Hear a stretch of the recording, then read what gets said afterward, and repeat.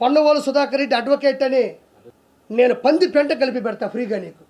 నువ్వు తిను. నువ్వు తినరా గాడిదా, నువ్వు తినరా అడ్డగాడిదా. హిందువుల ధర్మాన్ని నాశనం చేస్తుంటే నువ్వు అడ్వకేట్గా ఉండి ఏది మంచి ఏది చెడు ఏది పద్ధతి అని కూడా మినిమం ఆలోచించకుండా కొవ్వు పదార్థం కలుపుతావు, అది ఎక్కువ రేటు కదా అంటున్నాడు. నేను ఇంకోటి చెప్తున్నా, ఈ అడ్డగాడిదకి నేను విషం తెచ్చిస్తా నీకు. మంచి విషం, 10,000 రూపాయల విషం అన్నంలో పోసుకొని తిను, అన్నంలో పోసుకొని తిను. హిందువుల మనోభావాలు చంపే కన్నా నువ్వు తాగి సస్తే అందరం బాగుపడతాం. ధర్మారెడ్డి కొడుకు ఎందుకు చచ్చిపోయాడంటే ధర్మంగా లేడు కాబట్టి చచ్చిపోయాడు. ధర్మారెడ్డి కొడుకు ధర్మంగా లేడు. ధర్మారెడ్డి కొడుకు కాదు, ధర్మారెడ్డి ధర్మంగా లేకపోవడం వల్ల కొడుకు కొట్టింది. అది పంది కొవ్వునే లడ్లో వాడారు, రోజా కొవ్వునే లడ్లో వాడారు. అందుకే రోజా సంబరపడుతున్నట్టుంది. నేను ఉపయోగపడ్డాను, నేను కూడా తిరుమల లడ్డుకి ఉపయోగపడ్డాను, నా కొవ్వు తీసి పెట్టారంటుంది. పొన్నవోలు సుధాకర్ రెడ్డి అడ్వకేట్, ఇది కరెక్టే కదా. పొన్నవోలు సుధాకర్ రెడ్డి అడ్వకేట్ అని ఒక వ్యక్తి నా దృష్టిలో ఒక గాడిదని అనిపిస్తుంది, క్షమించండి. ఎందుకంటే మనిషా పశువా? ఆయన మనిషి కాదు, పశువు అని నేను అంట. ఎందుకంటే రోజా అన్నట్టు రోజా కొవ్వునే తిరుమల లడ్డులో వాడారు. ఎందుకంటే రోజా నా దృష్టిలో పందితో సమానం. పంది కొవ్వునే లడ్డులో వాడారు, రోజా కొవ్వునే లడ్లో వాడారు. అందుకే రోజా సంబరపడుతున్నట్టుంది. నేను ఉపయోగపడ్డాను, నేను కూడా తిరుమల లడ్డుకి ఉపయోగపడ్డాను, నా కొవ్వు తీసి పెట్టారంటుంది. నీ కొవ్వు జంతువైన రోజా కొవ్వు మిగతా అడ్డగోలుగా సంపాదించిన అడ్డగాడిదల కొవ్వు దేవుడు తగ్గించేస్తాడు, మీరే ఇబ్బంది పడక్కర్లేదు.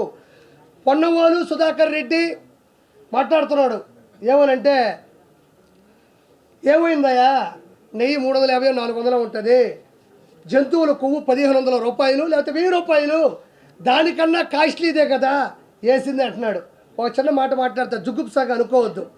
వాళ్ళ ఇంటికి వెళ్ళినప్పుడు పొన్నవోలు సుధాకర్ రెడ్డి వాళ్ళ ఆవిడ అన్నం పెట్టి మ్యాక్సిమం ఏమేస్తుంది, పచ్చడి, కూర, ఒక పప్పు, లేదా కోడిగుడ్డు, లేదా చికెను, లేదా ప్రాన్స్, మటను. ఆయన వరకు తినే మటన్ భోజనం 300 ఉంటుంది. ఈడేడో బీహార్లో పెంట ఉంటుందంట, పెంట 3,000 రూపాయలు అంట కేజీ. అది బీహార్లో దొరికే పంది పెంట 3,000 రూపాయలు అంట కేజీ. పొన్నవోలు సుధాకర్ రెడ్డి, నువ్వు మటన్తో తింటేనే 300 అయితే మీ ఇంట్లో, నేను పంది పెంట కలిపి పెడతా ఫ్రీగా నీకు. నువ్వు తిను. నువ్వు తినరా గాడిదా, నువ్వు తినరా అడ్డగాడిదా.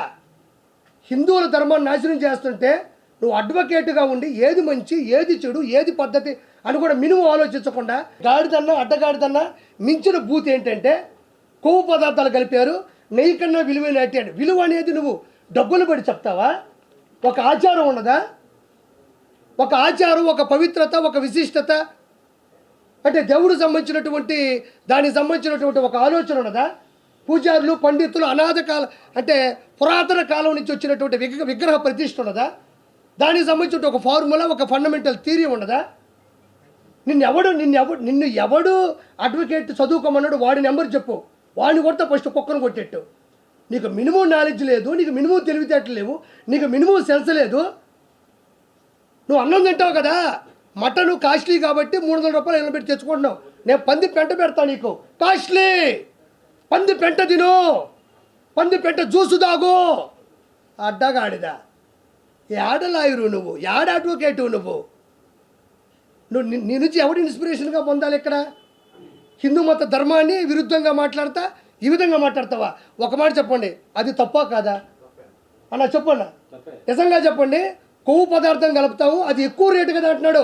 నేను ఇంకోటి చెప్తున్నా, ఈ అడ్డగాడిదకి నేను విషం తెచ్చిస్తా నీకు. మంచి విషం, 10,000 రూపాయల విషం అన్నంలో పోసుకొని తిను, 10,000 రూపాయల విషం తెస్తా. అది సావా బతుక, చచ్చిపోతావా, మళ్ళీ తిరిగి బయటకు వస్తావా, నీకు అనవసరం. నీకేం కావాలంటే ఏదైనా తినే పదార్థం కాస్ట్లీ ప్రోడక్ట్ అయి ఉండాలి. నేను నీకు విష పదార్థం ఇస్తాను, నీకు అనవసరం. 5,000 రూపాయలు తాగి సావు. హిందువుల మనోభావాలు చంపే కన్నా నువ్వు తాగి సస్తే అందరం బాగుపడతాం. నీలాంటి అడ్డగాడిదలు ప్రపంచానికి అవసరం లేదు. ముందు ఇతర మీద వ్యతిరేకత చర్యలు హిందువులు మొత్తం ప్రవేశపెట్టాల్సిందిగా హిందువుల కాళ్ళ మీద పడి నేను బతులాడుకుంటా ఉన్నాను. వెంకటేశ్వర స్వామి అందరికీ ఏం అన్యాయం చేశాడు?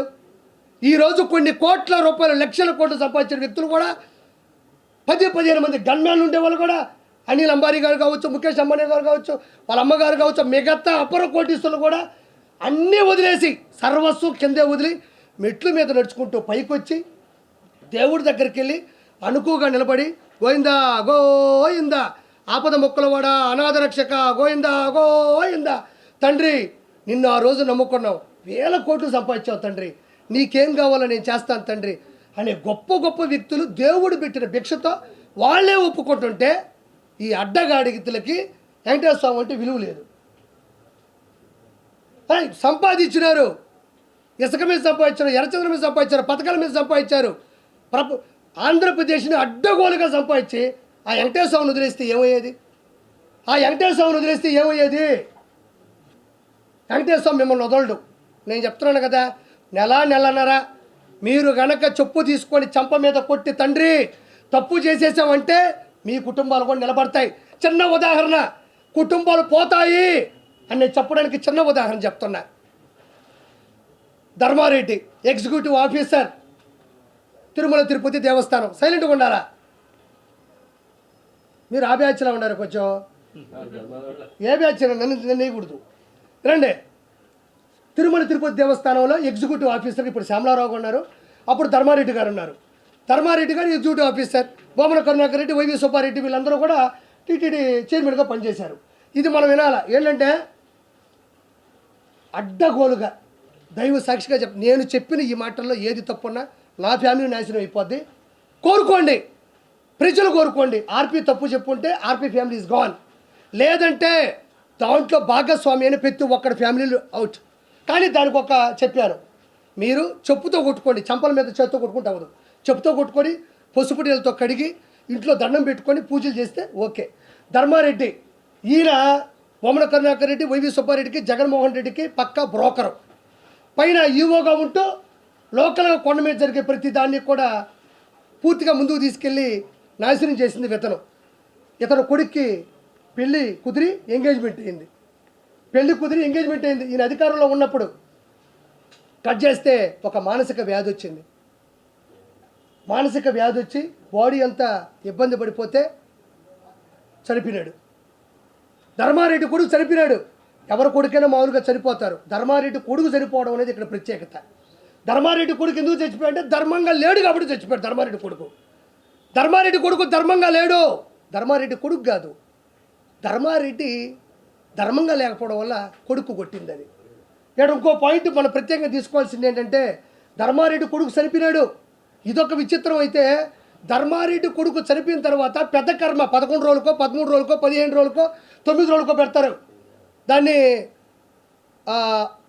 ఆడ్ నెంబర్ అంటారు, బేస్ సంఖ్య అంటారు. బేస్ సంఖ్యలోనే ఉంటుంది 9, 11, 13.